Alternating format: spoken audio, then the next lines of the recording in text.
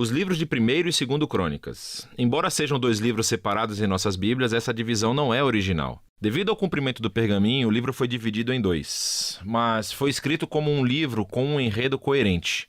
Nas Bíblias em português, Crônicas vem depois dos livros de Samuel e Reis. E a maioria das crônicas é, na verdade, uma repetição do conteúdo desses livros. Por isso, a maioria dos leitores modernos, quando chegam às crônicas, pensam: espere um minuto, eu acabei de ler tudo isso, e então eles pulam esse livro. E isso é uma pena, porque esse livro é único e importante na Bíblia. Na ordenação tradicional judaica da Bíblia, Crônicas é, na verdade, o último livro, porque resume todas as escrituras judaicas. A primeira palavra do livro é Adão, o primeiro personagem no começo da história. E o último parágrafo anuncia o retorno de Israel do exílio.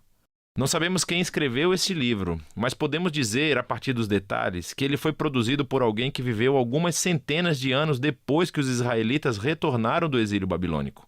Para esse autor, Jerusalém e o templo foram reconstruídos há algum tempo. E como aprendemos com Esdras e Neemias, as coisas não estavam indo bem.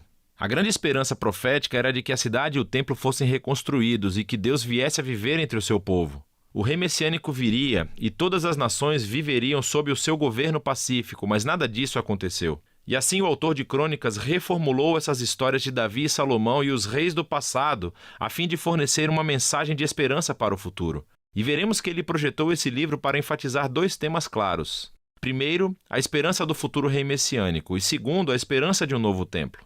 Vamos nos aprofundar e você verá esses temas no livro. 1º Crônicas começa com 9 capítulos de genealogias, longas listas de nomes.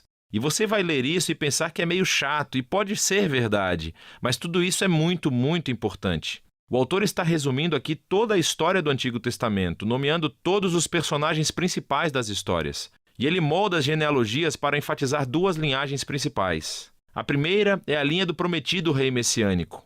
Então, muito espaço é dedicado a traçar a linhagem de Judá, que chegou até o rei Davi, a quem a promessa messiânica foi dada. E a partir de Davi, o autor traça essa linha até o seu próprio dia.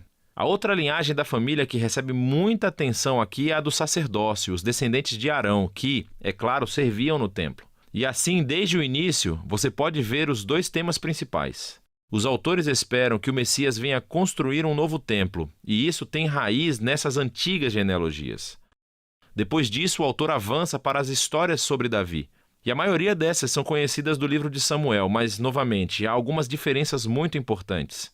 Primeiro de tudo, o autor deixa de fora todas as histórias negativas sobre Davi, onde ele é retratado como fraco ou imoral. Por exemplo, quando Saul perseguiu Davi pelo deserto,